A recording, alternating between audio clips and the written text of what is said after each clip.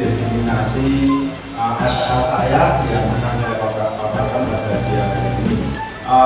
Sebelumnya kita berdoa untuk agama dan budaya kita masing-masing agar kegiatan di siang hari ini dapat berjalan dengan lancar dari awal hingga akhir nanti.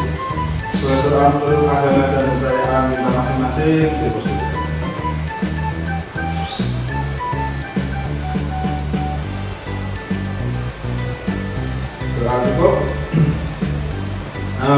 Bapak Ibu sekalian, pada siang hari ini saya akan mempresentasikan artikel yang telah saya buat yang bertujuan sebagai tugas akhir saya dalam mengikuti TKG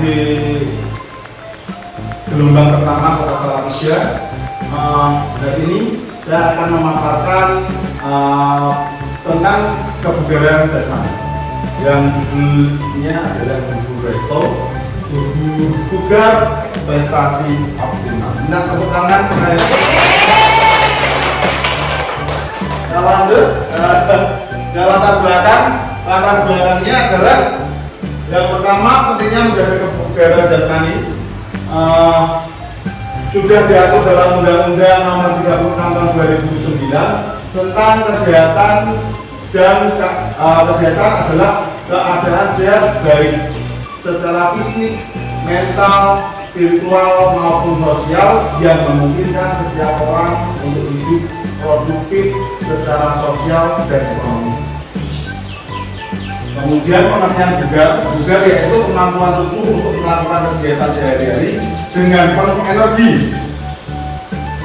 Kemudian dan dapat melakukan kegiatan aktivitas kembali setelah melakukan kegiatan yang berat. Terus untuk yang kedua, tingkat kebugaran anak semakin menurun. Kenapa saya mengambil kebugaran? Karena menurut hasil observasi yang kami lakukan, kami itu saya dan kemudian selaku guru BK di SD kita ini, menurutnya hasil bahwa anak kebugaran jasmaninya cenderung berkurang, apalagi nanti dalam program ini saya mengambil di kelas 5 dan kelas 6. Oke, Bapak Ibu ketahui bahwa kelas 5 dan kelas 6 terutama anak-anaknya terutama yang cowok-cowok itu yang putra-putra malah gemuk ya, dengan indeks massa tubuhnya yang berlebih. Semua tergolong dalam obesitas infantil. Ada beberapa, ada cowok-cowok, ada Rehan, ada Azza, ada Tama, kemudian ada Tegar, hampir semuanya, hampir anak-anak kita yang putra, malah anak-anak kita yang putih malah ya. Terus untuk yang ketiga, penyusunan program. Dengan penyusunan program latihan kebugaran jasmani diharapkan dapat menjadi pendorong dan sebagai stimulus seorang peserta didik atau anak didik kita dapat menjaga atau meningkatkan kebugaran tubuh mereka. Kemudian kita lanjut ke tujuan program. Tujuan program kita yang pertama adalah peserta didik dapat mengembangkan pengetahuan, keterampilan dan sikap untuk meningkatkan kesehatan dan kebugaran pribadi sepanjang hayat atau sampai sepanjang hidup mereka. Terus yang kedua, peserta didik dapat menyusun program latihan kebugaran jasmani yang sederhana sesuai pilihan masing-masing, sesuai kegiatan aktivitas fisik yang mereka sukai. Terus yang ketiga, peserta didik dapat menerapkan dan mengevaluasi kebugaran pribadi melalui penyusunan program latihan kebugaran jasmani. Itu tujuan programnya. Untuk berikutnya, ini capaian program.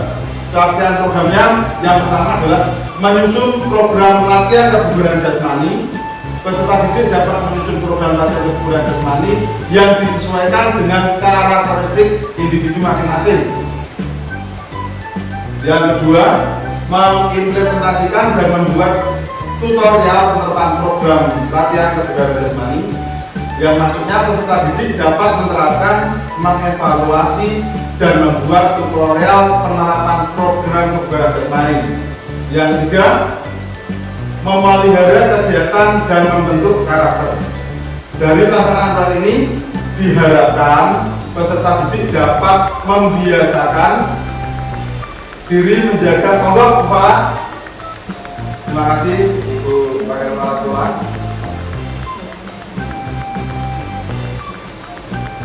Menjaga kesehatan melalui aktivitas jasmani.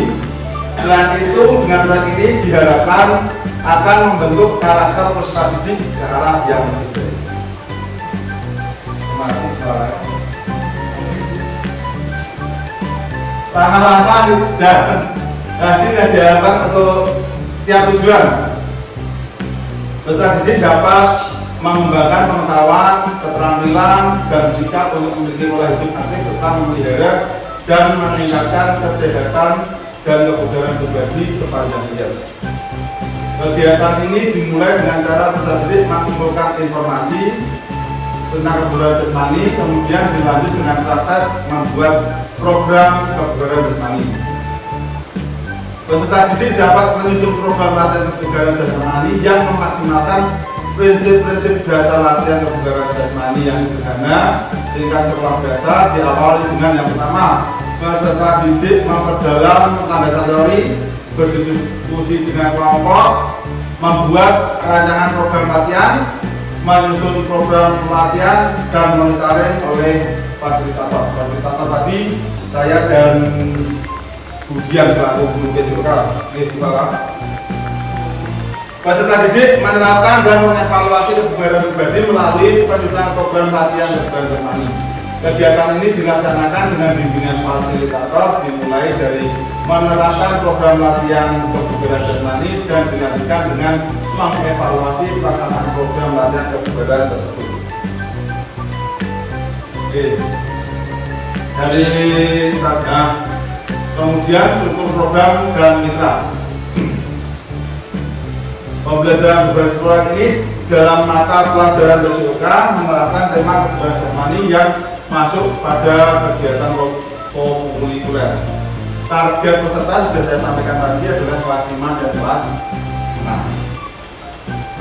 Kemudian fasilitator 2 orang guru, saya dan Budian selaku guru mata BCOK. Kemudian untuk rencana yang akan kami lakukan yaitu pada tanggal 9 Desember kita karena sudah PNS ya, Bu Pamade, sudah kita akan peluncuran proyek tanggal 9, kemudian tanggal 12 pengumpulan informasi, anak-anak mengumpulkan informasi semua yang perlu mereka ketahui untuk meningkatkan hasil kebugarannya. Terus tanggal 15 pengembangan dan umpan balik, tanggal 19 presentasi produk akhir, kemudian tanggal 20 sekalian dengan apa? Webinar ya? Iya. G5, kemudian refleksi program pada tanggal 21 Desember. Sepertinya 21 Desember anak-anak sudah libur ya. Jadi nanti akan saya ganti di tanggal mulai presentasi produk sampai refleksi itu di tanggal 17, 18, 19 karena anak-anak tanggal 19 itu terakhir masuk di semester ini. Oke, kapasitas yang kita miliki, yang dimiliki adalah aset fisik. Aset fisik ini meliputi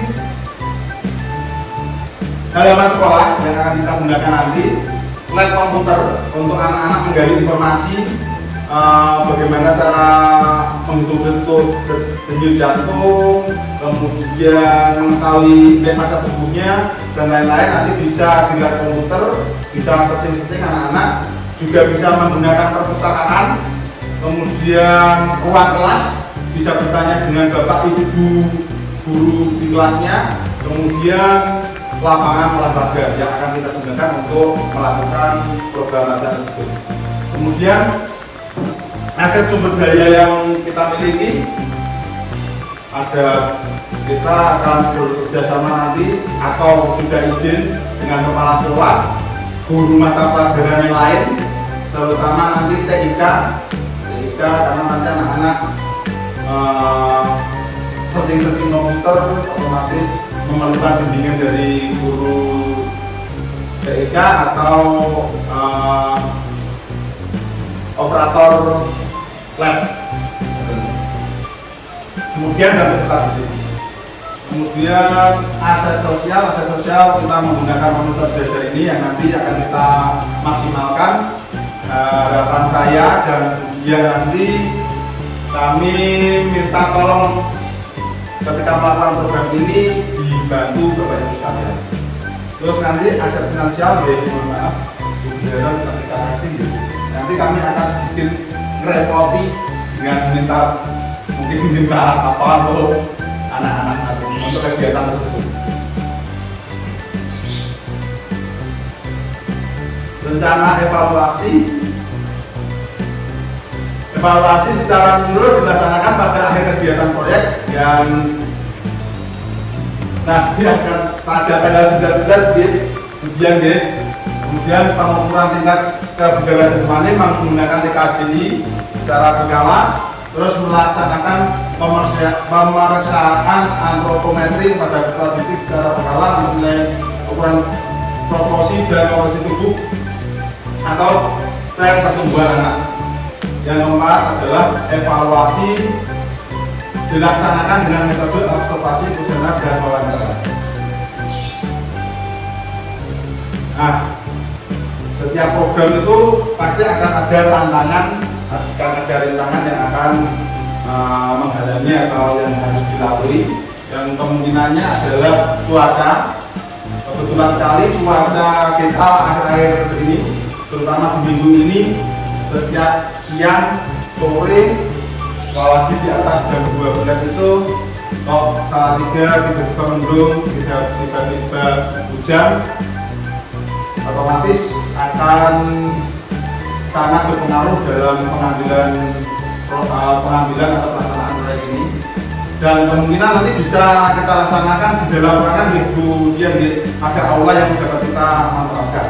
Kemudian kendala teknis, mungkin nanti kendala teknisnya dapat didapati atau dapat kita lalui peralatan dan jaringan internet, apalagi tadi seharian mati listrik.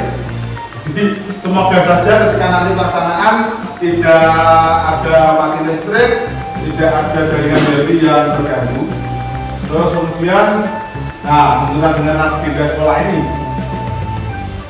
sudah terjadi tadi di tanggal 21 harusnya evaluasi, ternyata 21 di kalender pendidikan kita anak-anak sudah mulai libur akhir semester. Oke, cukup sekian apa yang dapat saya sampaikan. Mohon bila ada masukan dari teman-teman dapat diberikan kepada saya kritik dan masukannya, terutama masukan yang positif untuk kegiatan tersebut. Monggo, ada Bapak Ibu? Sudah? Rutin? Oke.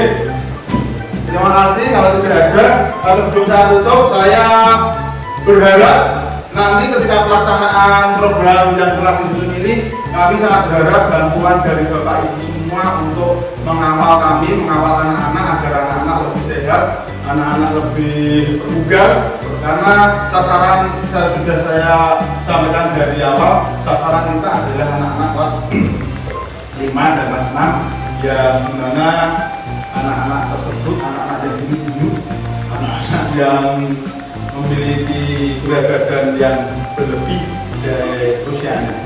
Gumpala sendiri sudah tahu anak-anak Gumpala. Terima kasih. Saya tutup. Assalamualaikum warahmatullahi wabarakatuh.